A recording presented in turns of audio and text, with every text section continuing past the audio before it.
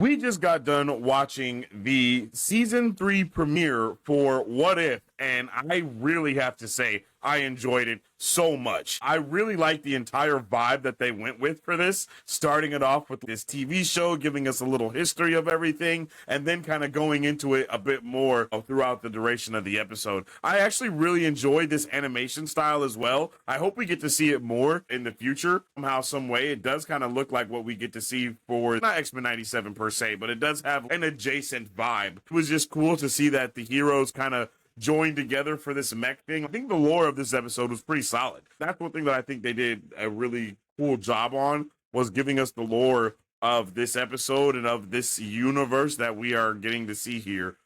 I really did enjoy it for everything that we got. The way they put everything together was just really cool. I'm not gonna lie to you. And of course, hearing our guy, the Watcher, at the beginning of the episode telling us, and this is What If, like all of that, I love it. I think they did a really cool job of getting us ready for it, setting the stakes high, but also giving us a chance to get back into What If and get ready for what we can see. And again, I think the concept of having Bruce Banner and Sam Wilson be bros the way that Sam Wilson and Captain America were, I think that just hits a lot different. And I think it's pretty cool. It's a dope way that we get to see certain things and certain concepts come to fruition in a different way. And again, I think it was also a really cool point to focus on how Sam Wilson is basically a therapist for veterans and anybody that has hard times and going through it, right? It's something that we did see when we first got to see Sam. It's something that they kind of talk about a little bit. I mean, Cap's whole arc in Endgame is based off of Sam Wilson and what he meant to him and what he did. Cap picks up that mantle in a way when Sam is gone to be that for all of the other veterans and everyone else that's lost somebody. And then it's dope that he passes his mantle to Cap. But it's just circling back around. I just really like to see it here and see him talk to Bruce Banner. It's not something that we get to. I don't think we ever saw Cap have or Steve Rogers Cap talk to Bruce Banner Hulk in this way and really talk to him about what's going on and how he can kind of overcome the things that are going on with him. I think it's a really cool concept for them to delve into here, and even bringing the boat back and how important that boat is to his sister and their family, and having all of it linked back around. It just works, man. It really works. And seeing Sam really stand right here and be like, I'm your boy, we're friends, Banner, don't do this. I love to see that. The only other person we really see take that type of stance with Banner is Natasha. It's really only Natasha that we see do that. So I really, really, really, really, really want to see what this can look like. And I wish we could see this more. I want more of this one. I want to see the years that have passed. But they did a good job of showing us the years past and how time affected everybody and why Banner decided to do what he did, and how him going back to this gamma split him in two. And I even mentioned it during the watch party, but Danny Phantom style. This is something that happens to Danny Phantom. He tries to take his ghostly half out, and it ends up becoming a super evil monster, but it kills him, and consumes his regular human half. And then just as evil. That didn't happen here, of course, but it's just a dope callback that I saw there. I love the way this creepy ass monster looked and the fact that it was just replicating itself. What the hell?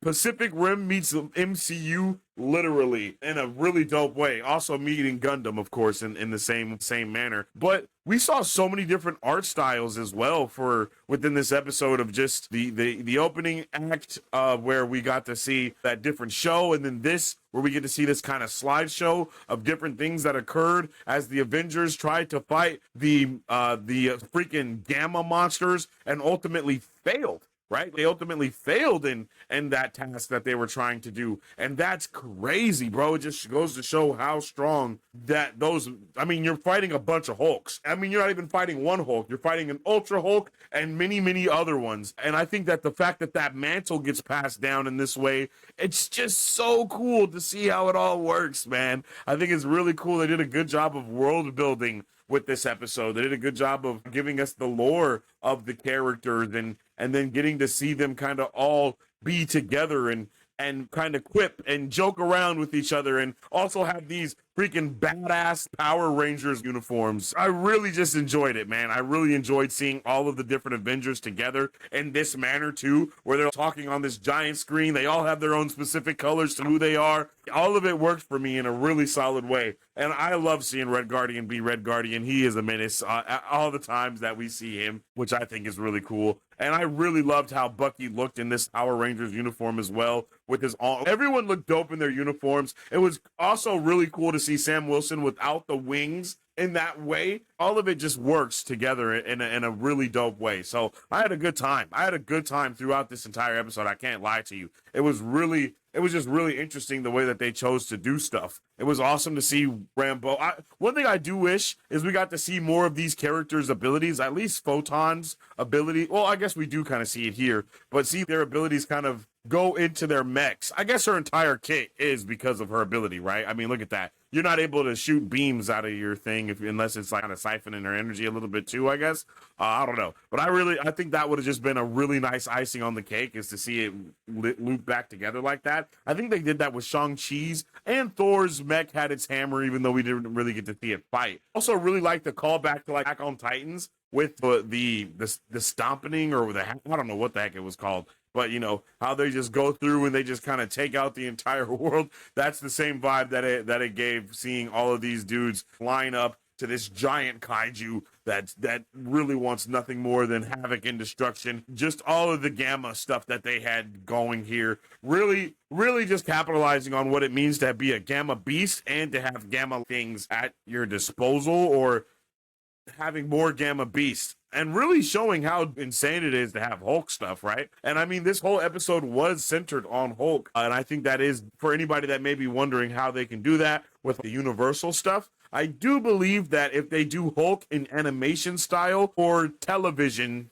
show, any TV show and or animation with Hulk in it, they can get away with it. But it's just any live action movies are the ones that Universal is very focused on. But I really love the dynamic between Sam Wilson and Monica Rambeau. It was very strong, very powerful, even though we haven't seen it a lot. I think getting to see them on the big screen together is going to hit whenever we do get to see them, because they both come from this different place, but also very similar, with Monica looking up to Captain Marvel as a kid and then not looking up to her the same, you know, when she grows up, and then eventually coming to stand by her, and then Cap, how he was with Steve and all this stuff. I think they're just both very similar characters, very cool characters, to get to see them have that type of dynamic together. I think we would get to the big brother, little sister vibe of Anthony Mackie and Tiana Paris, I think is what her name is. I would like to see that as well. And then I would like to see the dynamic of how it would be if he had to choose sides against Captain Marvel, and then she has to choose sides, like, who do I choose? But we were probably not going to get something like that in this saga. But I'm just saying, that would be fire, bro. That would be fire. I'm not going to lie to you. So I enjoyed this episode. I enjoyed the dynamic between Sam and Bruce Banner so much. And this shot right here was just beautiful, man. It was just beautiful. They really did go. I think they really hit the mark with this first episode. I think they had an idea that they wanted to accomplish, and I think they accomplished it pretty damn well, right? I think they accomplished it pretty damn well. The way that Banner is like standing his ground, the way that Sam is just really trying to get him to come with him and to really fight this fight. I just can't do it. But obviously giving us all the seeds that we need to see him come in the end and actually fight the good fight. I like the fact that their suits had never kind of joined together, and Banner is the one that even made that idea and kind of gave them the possibility of it happening. That all just works for me very, very well. Again, they also had the whole Power Rangers communicating thing going on here. All of that was super dope. The way that the way that they talked, the way that the bots worked separately, and then when they worked together, all of it just was solid, man. You can tell that the creators of this love Power Rangers, Gundam, all the things that are obviously paid homage to in this episode. You can tell that they know about it. They put some love into it. They've seen some stuff and they put it together in a really fun way. And it's so cool that we're able to get these episodes that are just freaking fantastical like this, but also super sci-fi and just different, man. Like, seeing a kaiju in episode 1 is not what I thought we were going to be doing, but I think it's pretty cool. I even like the little world building here with like the shield helicarrier in the sky and the helicopters coming to save people. All of that was super dope, bro. They really utilized all of the lore from the MCU and rewrote it in this really cool episode. Seeing Red Guardian, Shang-Chi use his 10 rings on the bot. All of that stuff is really, it's cool stuff that I never thought of. Like me as a nerd, never thought about the Avenger. Maybe I have thought about the Avengers in a mech too. I think probably everybody has thought about that. But the way that they were able to do it and the way that they were able to accomplish it is dope.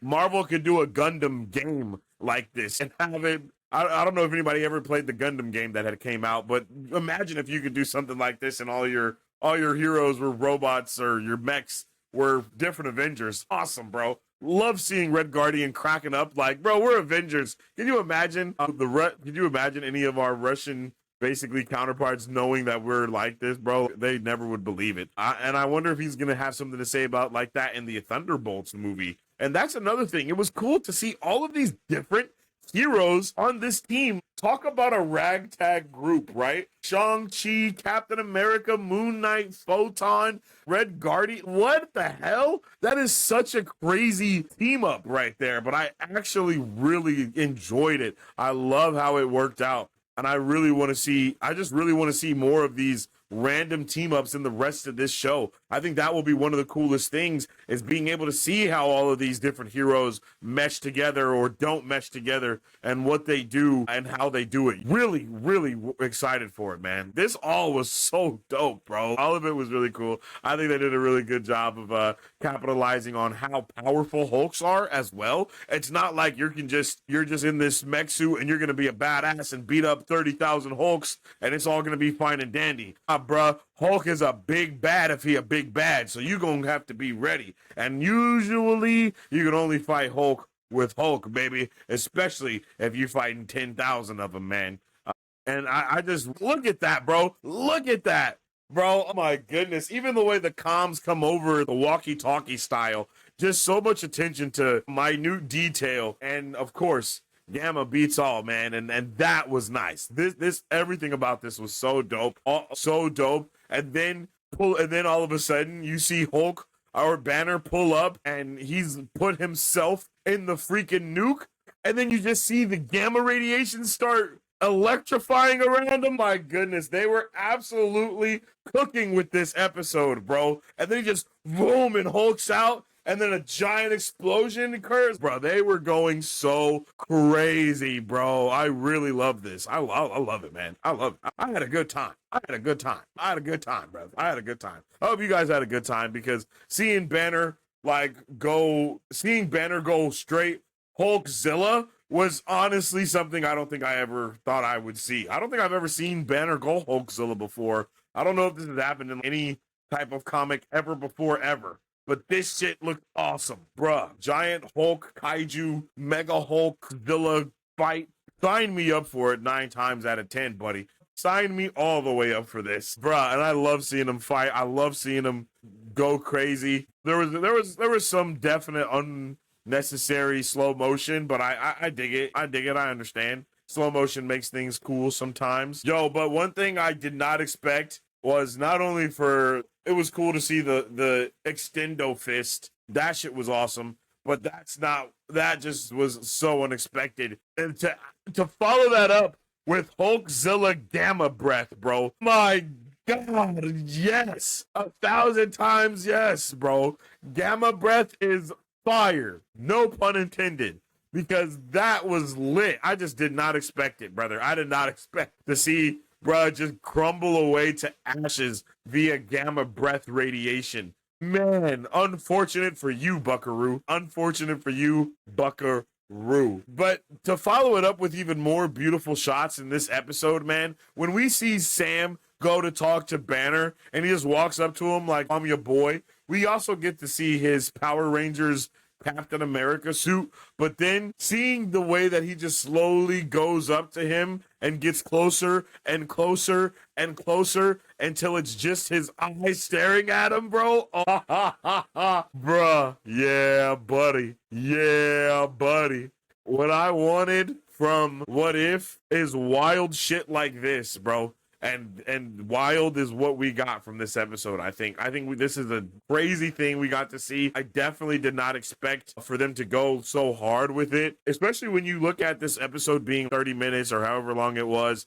I think they did a really good job of giving us all of the information that we needed, making us care about the characters in that short time, and then moving forward with the story. If people don't like anthology type series, then I can understand why they wouldn't like What If. Because What If is basic, you're just getting thrown into a story and watching it play out, and then it ends. And that's what anthology series are all about. And I love anthology series, so stuff like this is super cool, especially because it gives it to us in this Marvel filter, which is something also really amazing. I mean, the shots in this were just crazy. The lighting that they were actually utilizing in this was also crazy. Talk about color grading. Am I right? I mean, they were really going stupid. So I'm excited, man. I am so excited for what the rest of this can hold, because this was the first episode. This was just something to wet our whistles and kind of get us ready for what could come next. And since we see this Avengers team here, I think that we're going to see a whole bunch of different variations of Avengers teams for the rest of it too. So I'm ready. I hope you guys are ready. I love The Watcher, and I can't wait to see more of them. But man, we are cooking so far, and I think that the rest of this episode, the rest of this season, for the next 7 days, are going to continue to be cooking. But let me know how you guys feel in the comment section down below. Did you like episode 1 of Marvel's What If? Were you a fan of it? Were you not a fan of it? Did you appreciate the callbacks that they were making? Did you appreciate the connections that they were going for? Or do you think that it was maybe a little bit of a miss and you want to see something different from Marvel's What If? Let me know in the comment section down